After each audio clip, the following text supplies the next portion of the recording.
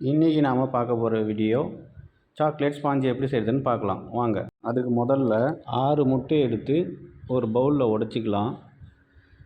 நான் ஏன் சின்ன பவுலில் உடைக்கிறேன்னாக்கா ஒருவேளை முட்டை அழுகிருந்தால் கூட எடுத்துடலாம். இப்போ 6 முட்டை எடுத்துட்டோம். அதிலே 165 கிராம் சர்க்கரை எடுத்துக்கலாம்.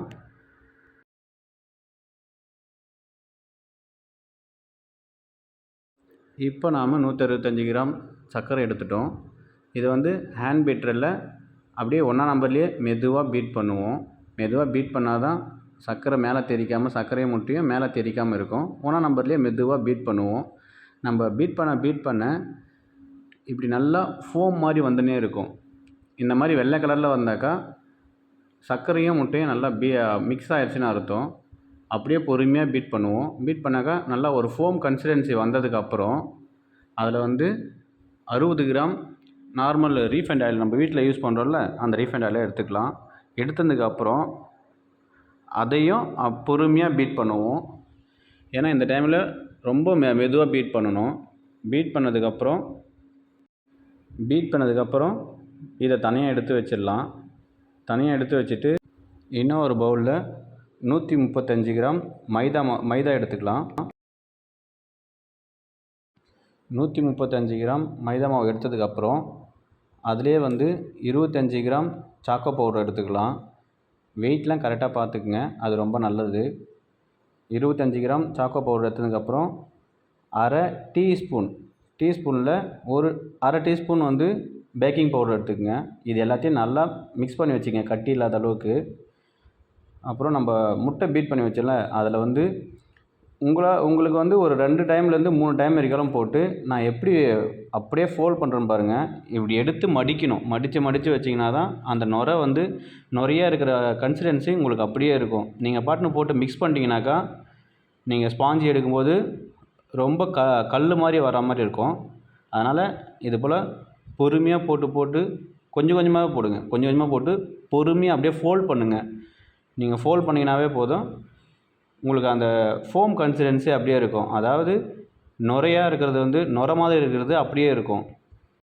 இப்போ முட்டை, சாக்கோ பவுட்ரு, மைதா மாவுலாம் ஒன்றா மிக்ஸ் ஆனது பிறகு உங்களுக்கு இந்த கலரில் வந்துடும். அதுக்கப்புறம் நம்ம மோல்டு எடுத்துக்கலாம். ஸ்பாஞ்சி ரெடி பண்ணுறதுக்கான மோல்டு. அதில் நீங்கள் மெல்டட் பட்டர் யூஸ் பண்ணாலும் பரவாயில்ல, இல்லை கொஞ்சம் சாஃப்டான பட்டர் யூஸ் பண்ணாலும் பரவாயில்ல. யூஸ் பண்ணி இது போல் நல்லா தடவி விட்டுருங்க. பட்டர் தடவி விட்டதுக்கப்புறம் அதில் கொஞ்சமாக மைதா போட்டு நல்லா அந்த பட்டரில் ஒட்டுற அளவுக்கு நீங்கள் சுற்றி அதை பரப்பி விடுங்க. இப்போ நான் பண்ணுற பாருங்கள், அது போல் பண்ணிங்கனாக்கா இது போல் பண்ணால் போதும். நல்லா அந்த பட்டரில் தேவையான அளவுக்கு இந்த அளவுக்கு ஒட்டினா போதும். அதிலேயே நம்ம மிக்ஸ் பண்ணி வச்சுருக்கலாம் பேட்ரு, அந்த பேட்ரு அதிலே ஊற்றுங்க. இது ஏன் நான் இது போல் பண்ணியிருக்கேனாக்கா, நம்ம இந்த பேட்ரு ஊற்றும்போது மோல்டில் ஒட்டாமல் இருக்கும். அந்த ஒரு காரணத்துக்காக தான் பட்ரு போட்டு அதுக்கு மேலே மைதா ஒட்டுற அளவுக்கு மட்டும் வச்சுருக்கேன். நல்லா இதை வழித்து ஊற்றிடலாம். இந்த பேட்ரு நீங்கள் 1 கிலோவிலேருந்து 1.5 கிலோ வரைக்கும் கேக் ரெடி பண்ணலாம். நீங்கள் இப்போ பண்ணுற இந்த ஸ்பாஞ்சி இது போல் லைட்டாக தட்டிக்கிங்க, ரொம்ப வேகமாக தட்ட வேண்டாம். தட்டிட்டு 180 டிகிரி செல்சியஸில் ஃபஸ்ட்டு நம்ம ஒரு 15 நிமிஷம் மட்டும் வைப்போம். 180 டிகிரி செல்சியஸ் 15 நிமிஷம் வச்சுட்டு இப்போ ஓவன் ஆன் பண்ணியாச்சு. 15 நிமிஷம் கழித்து அலாரம் வந்ததும் ஆஃப் பண்ணி திரும்பவும் 15 நிமிஷம் ஆன் பண்ணுவோம். இதே போல் நீங்கள் 3 டைம் பண்ணுங்கள். 3 டைம் பண்ணிங்கனாக்கா 45 நிமிஷம் வந்துடும். அதாவது 3/4 மணி நேரம் வந்துடும். 3/4 மணி நேரம் வந்ததுக்கப்புறம் அலாரம் ஆஃப் பண்ணிட்டு பொறுமையாக எடுங்க. ரொம்ப சூடாக இருக்கும், பொறுமையாக எடுங்க. வீட்டில் இடுக்கி இருந்தால் இடுக்கில் எடுங்க, இல்லை ஹேண்ட் க்ளவுஸ் இருந்தாக்கா ஹேண்ட் க்ளவுஸ்லேயே கூட எடுத்துக்கங்க. இப்போ நம்மளோட சாக்லேட் ஸ்பாஞ்சி ரெடி ஆயிடுச்சு. இது எந்த அளவுக்கு ஒரு சாஃப்டாக இருக்குதுன்னு சொல்லிட்டு நீங்களே கை வச்சு பாருங்கள். இது வெந்திருக்கா இல்லையான்னு சொல்லிட்டு ஒரு டூத் பிக் எடுத்து நீங்கள் அதை சென்டரில் விட்டு பார்த்தீங்கன்னாக்கா பேட்ரு ஒட்டாமல் வந்ததுனாக்கா வெந்திருக்குன்னு அர்த்தம். இப்போ இது எடுத்து ஒரு அரை மணி நேரம் ஃப்ரிட்ஜில் வச்சதுக்கப்புறம் எடுத்து டீமோல்டு பண்ணுவோம்.